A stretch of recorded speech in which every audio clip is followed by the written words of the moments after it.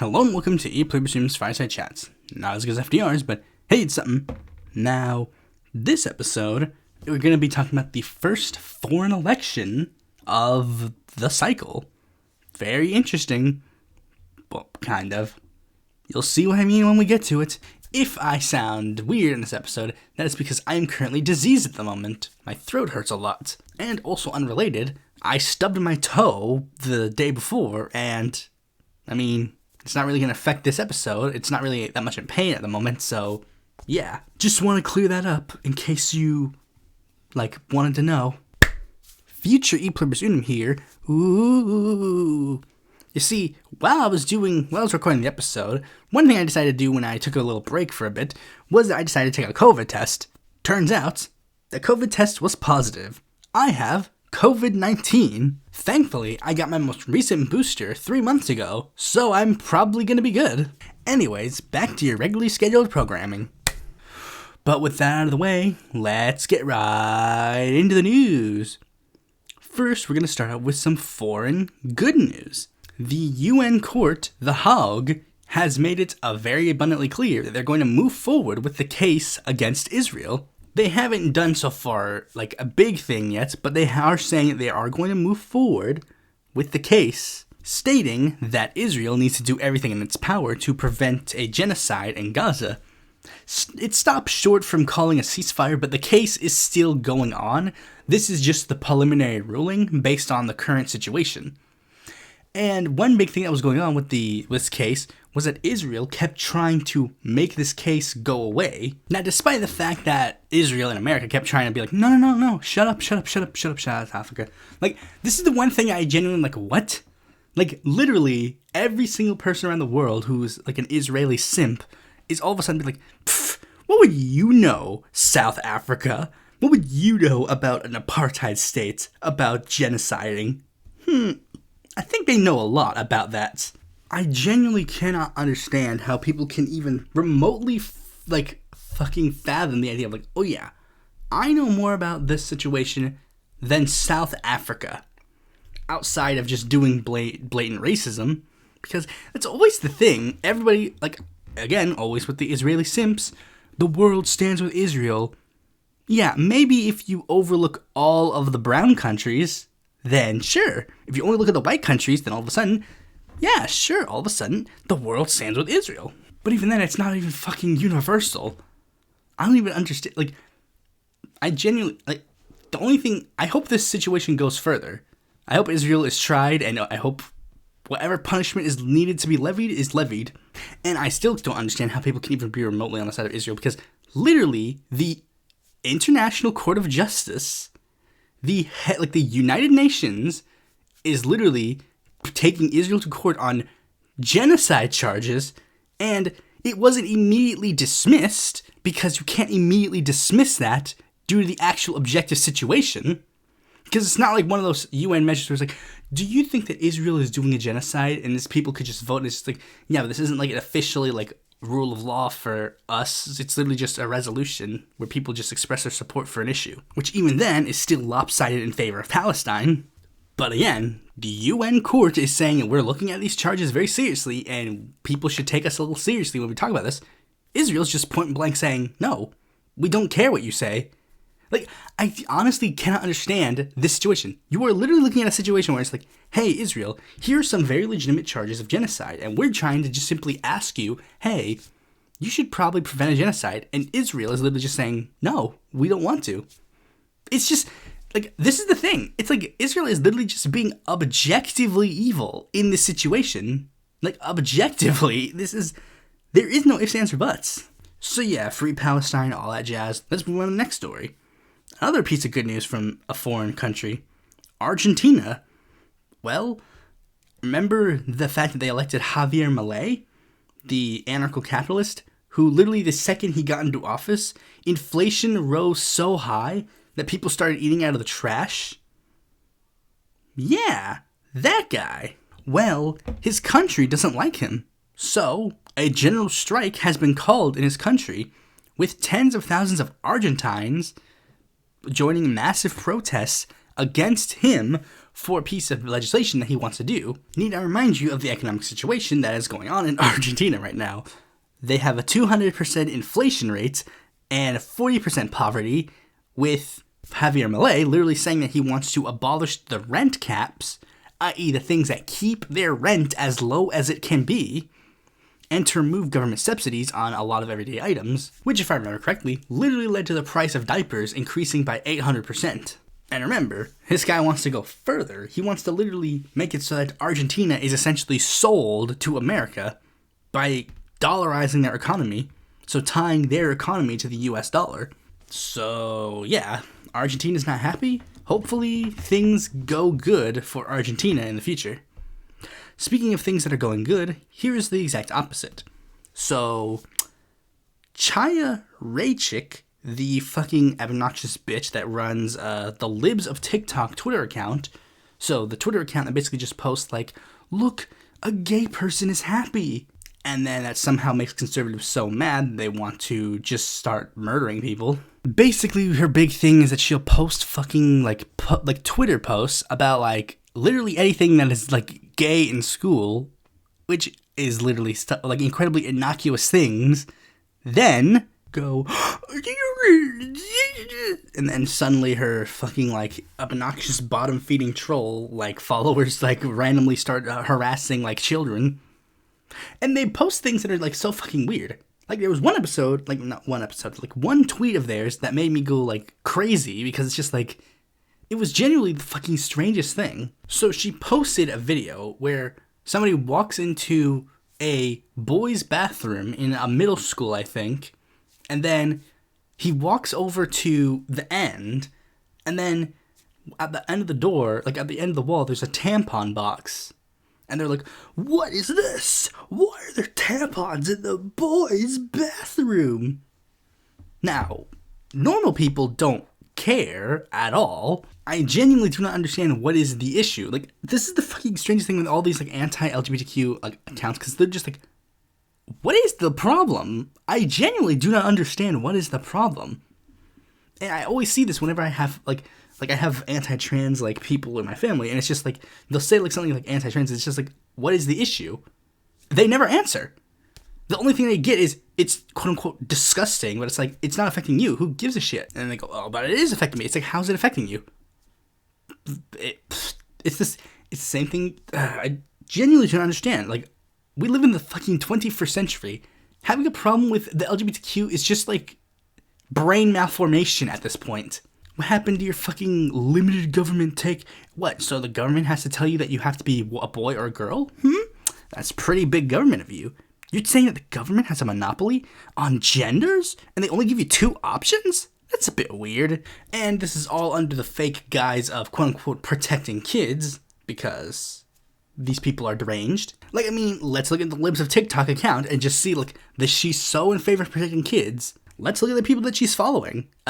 Literally, the first thing you do when you click her following page is you see Matt Walsh, a person who has literally said that 16-year-olds were quote-unquote more fertile. Javier Milei, who wants to legalize selling children, which if you are literally buying or selling a child, nobody is buying or selling a child for reasons that are not really malicious. Bill Ackman, who is tertiarily connected to Jeffrey Epstein. Oh yeah, and I should forget to mention that she's literally had bomb threats given to schools because of these actions.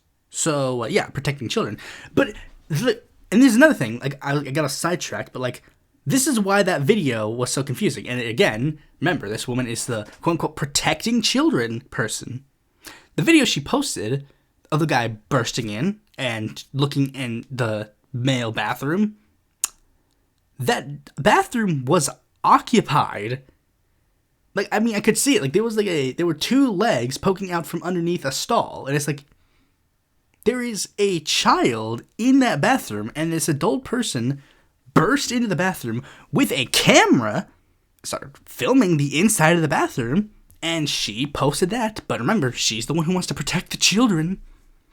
But why is she in the news? Well, it's because she has been hired by the Oklahoma superintendent to work for schools.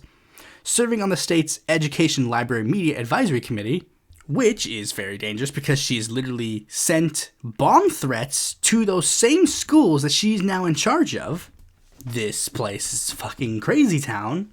Speaking of crazy town, let's move on to the next story. Something that should have been very obviously a nothing burger, but everybody's trying to make it into a something burger because people are stupid and don't know history. So for those who know, the United States has a border on the south and along the north, but this one's more focused on the southern one. See, since a lot of people are racist, they're really, really, really mad at the whole, immigration thing. Republicans have made it a talking point of theirs for a long period of time, but more particularly, the southern, Mexican immigrant problem has been a common talking point with the Republican Party at least since the 80s, after Reagan, because Reagan was actually pro-immigration, but the Republican Party ever since, for some reason, has been anti-immigration. They've made up a ton of bullshit reasons as to why they're anti-immigration, but then none of those ones end up following through, so we'll just cut to the real one. They're just racist. They don't like brown people. I'm just saying, I've never heard anybody complain about Canadians sneaking over the border, and I've never heard people complain about a European sneaking on a ship to come to America. It's always conveniently the Middle East and Mexico. Conveniently just the brown ones. The brown ones are the ones that have an issue. Now, despite the fact that of the Biden versus Trump administration, Trump has actually deported less immigrants than Biden has, there's this narrative that Biden is the one who is causing all the problems at the border because conservatives are stupid and don't understand anything. In fact, a lot of lefties are stupid too, and they don't understand, and they blame Biden for literally everything. Even though we live in a capitalist hellscape, and literally everything is dictated by the invisible hand of the market, not the guy who is sitting in a chair who basically just sits there to look pretty. So Greg Abbott decided that he was going to stand up for this issue.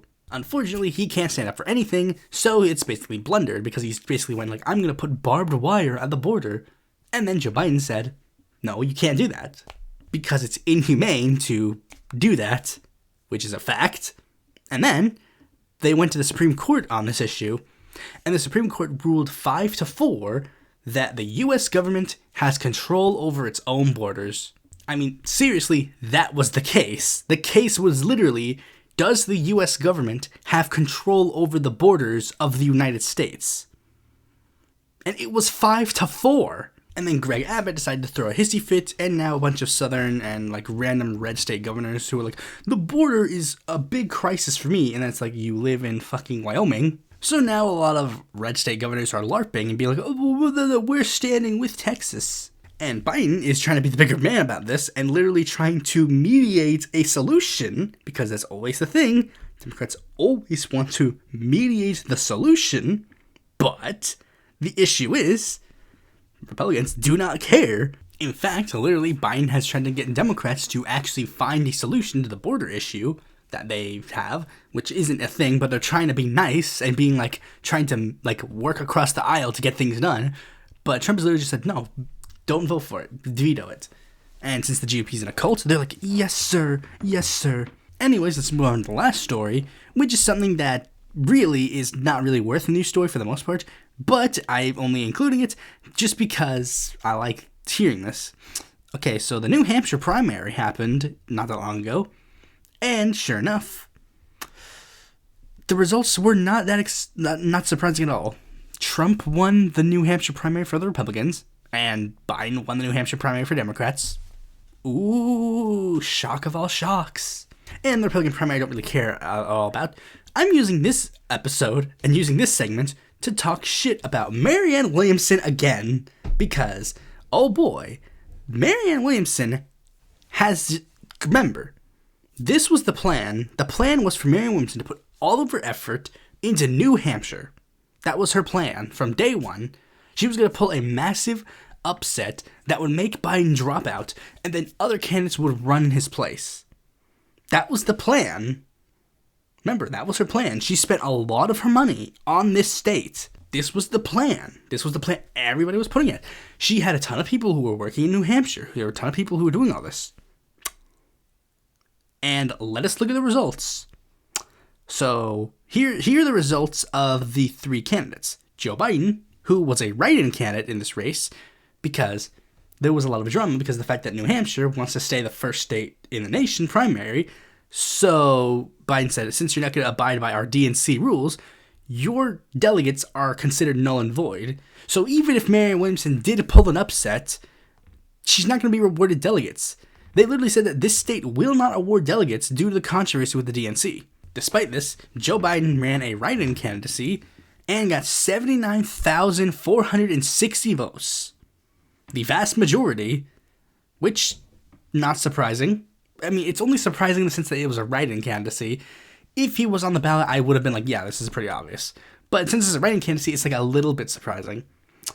Dean Phillips got 24,373 votes. A distant second, but not that bad, all things considered. It's only like 19% of the vote, but I mean, it is still relatively good and basically consistent with the polling numbers. Marianne Williamson, remember, this was her plan. Big money in this state. She got a whopping total of 5,014 votes. A sharp drop in support. Just 4% of the votes. And, you want to know what makes this even more embarrassing?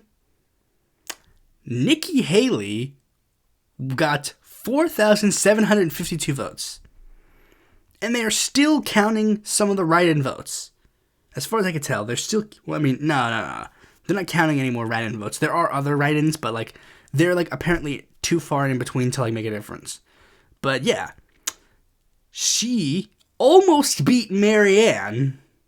In fact, like, earlier, it was a way closer margin. It was, like, they were both 4,000 votes. It's like, she got beaten by a person who wasn't even on the state, who wasn't even on the ballot, and nearly got beaten by two people who were not on the ballot.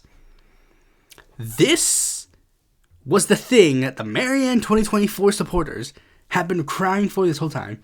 In fact, literally the day of the primary, I saw Marianne Williamson supporters going crazy over these results, saying like, well, this is good because it's more than the poll numbers did. It's like, well, first of all, not really.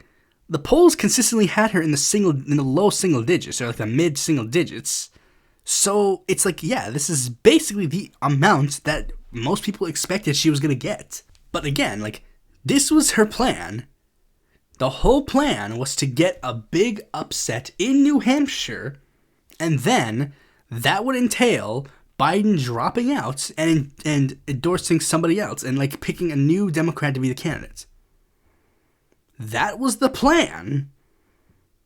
That plan did not go so well.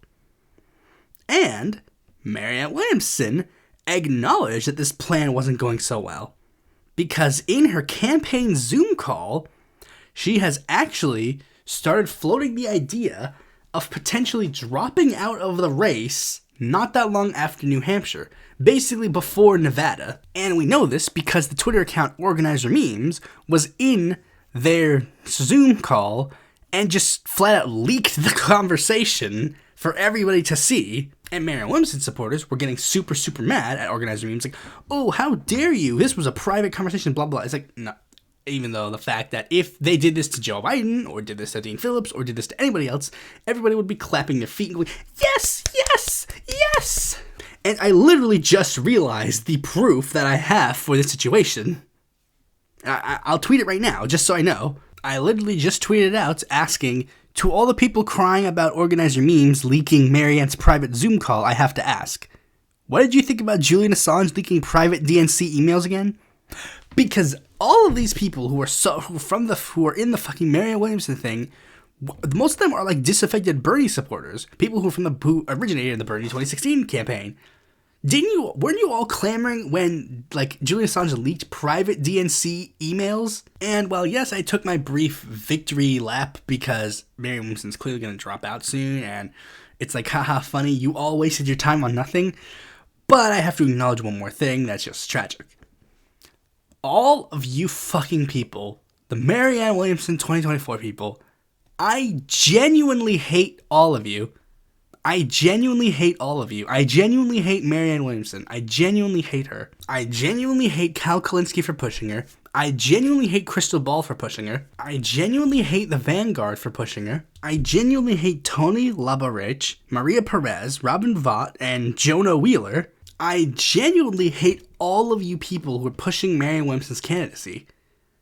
Because all of this time that you all spent on this campaign, you could have been spending on literally any other candidate, any other issue.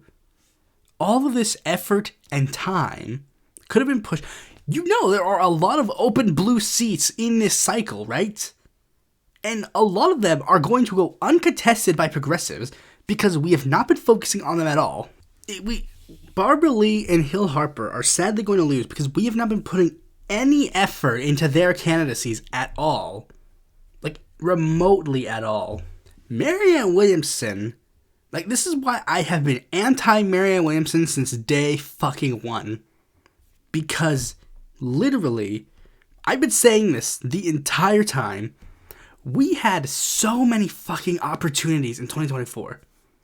But we are not going to see a single fucking one of them happen because everybody is too focused on having a presidential bid. And Marianne Williamson didn't even fucking use her bid in any sort of actual saleable way. She could have used her bid to push for progressive candidacies all across the United States. She did that in a fucking off year. In an off year, she used her, like, ability to support a ton of candidates, like, in not just off year, but like in the midterms. Why didn't she do that this time? Why didn't she hold? Oh, I realized why she didn't do that. Because if she did that, then a lot of these candidates would have to be openly on the record being with Marianne Williamson, and that would be a bad look for them. But now, here's the situation that you have built. You have built a legislative chamber that is not going to have any new progressive newcomers come into the field. We're only going to be on the defensive this cycle, and our two presidential options are going to be genocidal liberal versus genocidal fucking dipshit fascist. And in the legislative chambers, we're going to have only the exact same number of people that are remotely progressive on these issues as before, despite the fact that we had plenty of opportunities to fill the fucking Congress with progressives. Like I said, like, literally go to Wikipedia. Look at all of the open seats up for grabs, deep blue seats that were just ripe for a progressive to jump in and run. But no, we're not seeing fucking any of those get filled with a progressive because all you fuckers were so busy focusing on, we need a Marianne, we need someone on the top of the table. You were so focused on fucking feeling leftier than thou by doing a vanity fucking campaign of some fucking anti-vaccine bitch. Like, literally, I don't need she has done nothing remotely indicative of a good, successful campaign. You won't fucking just jump off and focus your attention on anything else. You just want to feel good about yourselves. But I'm sick and tired of a left that's just like, we need to feel good about ourselves. I'm sick and fucking tired of that. Genuinely. But if I don't have Marianne Williamson to vote for, then how do I prove that I'm leftier than that? You don't need a fucking ballot line to prove you're leftier than that. Literally, last episode, I basically pointed out that I am a communist in everything except name. Literally, I don't need fucking Marianne Williamson to prove that I am leftier than thou. It's just, I don't need that at all. So genuinely, Marianne Williamson, I don't care about you. You're a disgusting human being. You stole people's money. There's a story that was coming out. Organizer Meme posted it that they're accepting like tips from former Marianne Williamson people. And again, they leaked the Zoom call, at least part of the Zoom call. I think they said they were going to leak it if you like DM them. But like, there's a woman who literally said that she gave a lot of her money to Marianne Williamson. That woman is now going to go hungry and possibly die because she was so focused on getting Marianne Williamson like as an actual candidate, and she had no interest in doing it. Marianne Williamson has kicked out so many fucking campaign people who have remotely indicated they want to do ballot drives, and the only way she could get on the ballot is basically whining on Twitter, being like, guys, I didn't do any of the rules to get on the ballot. Please get me on the ballot in these states. And then our fucking cultists come around going like, yes, my queen. Genuinely sick and fucking tired of these people. Remember, these are the fucking people that are going to be the reason why we're in a fucking fascist dictatorship in a year's time. I hate stupid people. I wish stupid people would stop being stupid. Speaking of stupid, let us move on to the main topic of this video. The first country that we are going to do for foreign elections is El Salvador. And judging by the formatting of the thumbnail, it's probably not in the way that you would think that I would cover it. But before we get into the election that is happening now, let us head back all the way to 1972. As is typical with Latin American countries, I have to go back a decent bit to understand the politics of today. El Salvador was on its way to hold a presidential election. The two candidates were Colonel Arturo Armando Molina and former mayor of San Salvador, Jose Napoleon Duarte. The right supported Molina, while everyone else supported Duarte. The right wing thought they were a shoo-in, but Duarte was doing good in the polls, so the right wing decided to rig the election. And what happened was left-wing members of the military launched a coup to potentially put Duarte in charge. Unfortunately, it blew up in their face, and in the aftermath, they decided to tip the scales in their favor for the next election, so the rich liberal types that were in charge of the Christian Democratic Party decided to launch a military coup themselves in 1979, which was successful, and they created the Revolutionary Government Junta of El Salvador, a quote-unquote reformist junta that intended to bring things back to normal, which the US enthusiastically backed because there were fears that the country would fall to communism. So in return for US backing, they decided to begin political suppression of the left via the typical stuff, electoral bans, death squads, etc. The left was not taking it lying down though, so they ended up banding together to form the Farabundo Martí National Liberation Front, named after a famous communist revolutionary in the country, which led to the Salvadorian Civil War between the junta and the FMLN. The junta ruled until 1982, but the war did not end until 10 years later, as there were still government-led revolutionary groups that were killing FMLN members. However, after the Chapultepec Peace Accords went into effect, they dropped their arms, but much like a lot of modern revolutionaries in Latin America, they have decided to transition into a political party, intending to push their agenda via reformist measures. Did they win in the 1994 election? Nope. 1999? Nuh-uh. 2004? Negative. 2009? Hell yeah. With the election of a man by the name of Mauricio Funes, Funes would end up doing a lot of good things as president. You know, shock of all shocks, a left-winger does good as a leader. Free healthcare, pension for the Civil War veterans, free shoes, apologizing for human rights violations that the government did during the Civil War, and people were pretty happy. They must have liked him enough to elect his party in the next election, with his vice president, Salvador Sanchez Seren, winning the next term. You see, El Salvador is a good country because they do the thing like Mexico does. You get one term and that's it. I'm sure hope nothing bad ever changes that. Much like Funes, Seren actually managed to do a lot of good things in his administration. He opened trade with China, he prohibited mining for environmental reasons, he banned child marriage, but for some reason, the right did not like him. And not only did the right wing not like him, but they also didn't necessarily like the option that was presented to them prior. You know, the main right-wing opposition. And there were some people who were like, we kind of don't really like this dichotomy, this right-wing party and this left-wing party. We don't really like that. So then, a third force entered the scene in the following presidential election. A man by the name of Nayib Bukele, who ran a populist campaign and managed to win the presidency in a massive upset. Now, he was very interesting because, like, one of the big things was, he campaigned like he was basically like a young, cool millennial type. And, like, yeah, I'm a new brand of politician. I'm, like, a populist dude. But underneath him is something a bit more interesting, becoming very cozy with the right wing. Like, this guy wasn't the right wing of before, but he was definitely still a right-winger. Now, what's a funny thing about these right-wing people is that typically they're considered, like, typically these type of, like, right-wing people are, like, anti-vaccine, under, like, the guise of, like, oh yeah, freedom or whatever, while also dabbling in a lot of COVID misinformation. And while he did do a little bit by promoting the whatever it is called, you know, the hydro something, he was actually really strict during the lockdowns of COVID. In fact, some argued a little too strict, because not only did he institute a lockdown for generally keeping people healthy, but also with these lockdowns, he announced that he would unilaterally jail people who would violate the lockdown for whatever reason.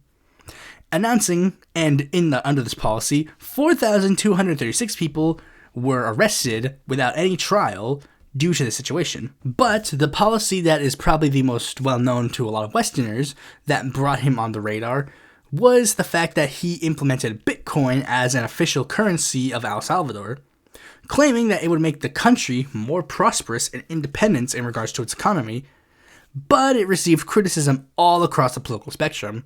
The IMF didn't like a currency that they didn't control, while the left hated the environmental issues associated with Bitcoin, and everyone mocked the fact that Bitcoin is such a volatile currency that it cannot be used to prop up an entire nation's economy. And apparently, from the last numbers that I saw, as of June of last year, the country, due to its investment in Bitcoin, lost a grand total of $56 million US dollars.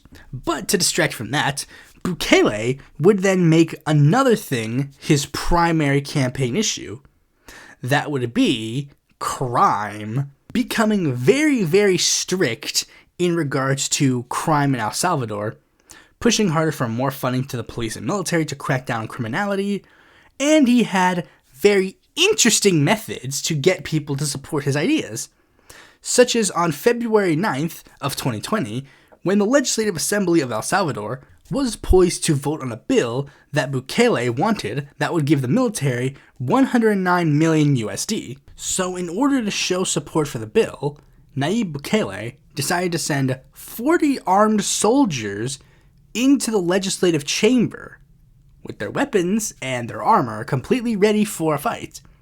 Bukele himself saying it's clear who's in control of the situation, clearly intimidating the legislature to vote for his bill.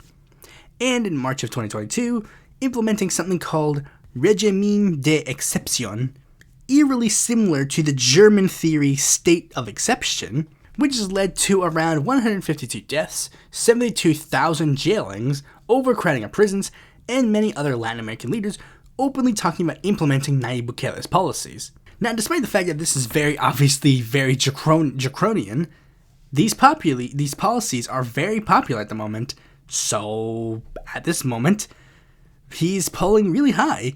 But thankfully, as I said before, El Salvador has a one-term precedent.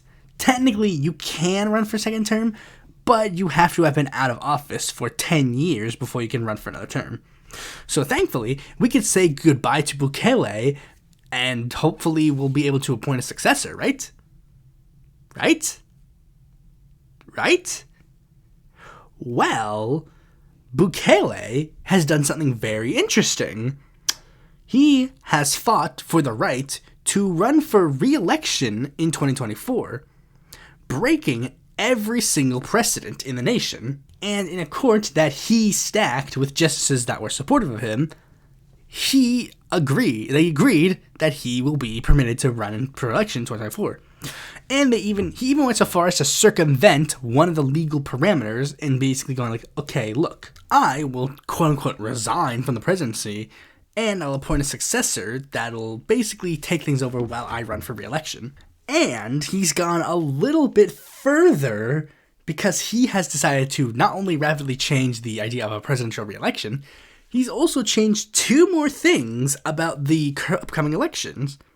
So first, he has decided to shrink the amount of members in the legislature.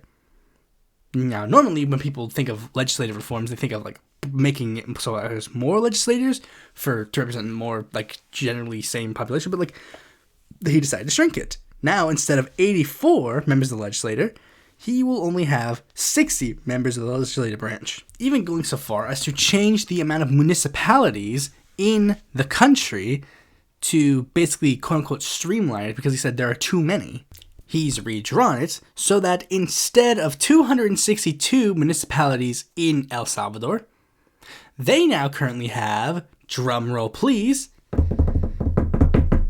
44. So he literally made it so that the municipalities are literally so minuscule, and coincidentally, the municipalities and the redrawn legislative districts that Bukele has drawn, now Bukele is going, I'm going to now try to win every single one of them. He's literally made it a point to that he will try to win every single district in his country. So yeah, Bukele is a literal fucking dictator in disguise. And with that, I guess we should get into other things, like the other candidates in the field, because normally with these things, I try to cover all the candidates, but let's be real, I've covered Bukele enough, so we're using this time to dedicate to the people who are, running against him, his 5 opposition candidates. We have architect Marina Murillo, the member of the Salvadorian Patriotic Fraternity, a right-wing political party. We have a gynecologist by the name of Jose Javier Renderos, who is a member of the Solidarity Force, a right-wing party that split off from the larger right-wing parties, with a platform very typical of, right-wing parties, anti-gay, anti-abortion, pro-capitalism. As an antithesis, we have lawyer Luis Parada, a member of the Nuestro Tiempo party, a progressive liberal political party, which has a platform of pro-LGBTQ rights, pro-marijuana legalization, pro-abortion, pro-leaving the Central American Parliament, and anti-corruption. Now, one thing that has actually made this election interesting was that there was a brief period of time where the 2 mainstream political parties, the Nationalist Republican Alliance, the mainstream right-wing party, and the FMLN, actually thought about joining a coalition to defeat Nayib Bukele. But of course, with their radically different ideologies, they really did not have any room for a political alliance, so they just decided to move forward and run solo candidacies. The Nationalist Republican Alliance, running Joel Humberto Sanchez as their candidate, who is explicitly running on ending the state of exception and restoring relations with Taiwan. And on the FMLN side, we have Deputy Manuel Flores. Now, Flores is running on a very broad platform, which ranges from investing $30 million into transportation, investing $60 million in ending hunger in El Salvador, raising pensions from $50 a day to $70 a day, holding plebiscites on abortion and LGBTQ rights, and apparently a referendum on the state of exception, basically saying if the state of exception were to remain popular under his administration, he would continue it, but he doesn't really intend to continue it on his own. Alright, so there hasn't been many events of the campaign as of that I know of. I haven't really been paying attention to a lot of the news sources, unfortunately. I haven't really seen much of the election itself. But now let's get into polling. And polling is where things get, unfortunately, very bleak. So there are actually 4 different types of polling that you can look at. First, there's actual presidential polling, which let's look on that if we want. So if you poll actual presidential candidates, here's what you get. Okay, so the most recent poll has Sanchez with 4%, Flores with 4%, and Bukele with 79%. Okay, but what about the polling before that? What's Bukele's numbers there? 81.9%. Okay, but the numbers before that? 68.7%. Before that? 70.9%. 56.0%. 61.7%. 79%. 92%. 68%. And the 3 more polling types are the pollings of the re-election. They ask the simple question, because a lot of these, because they do more polls on this than they do of the actual candidates, let's see if this is proof of authoritarian dictatorships. So they basically just asked the simple question, would you support Bukele's re-election bid, or would you not support Bukele's re-election bid? And let's just rattle off the numbers. And I'm just gonna forget the percentage, I'm gonna forget the decimal points because I just want to show just the whole numbers. 72, 58, 88, 94, 94, 77, 74, 94, 64, 93, 92, 62, 93, 68, 92, 90, 91, 91, 75, 90, 69. Then there's the polling on the gang crackdown. 90, 74, 82, 83, 91, 75, 79, 80, 79, 78, 82, 92, 85, 85, 88, 89, 92, 90, 91, 92.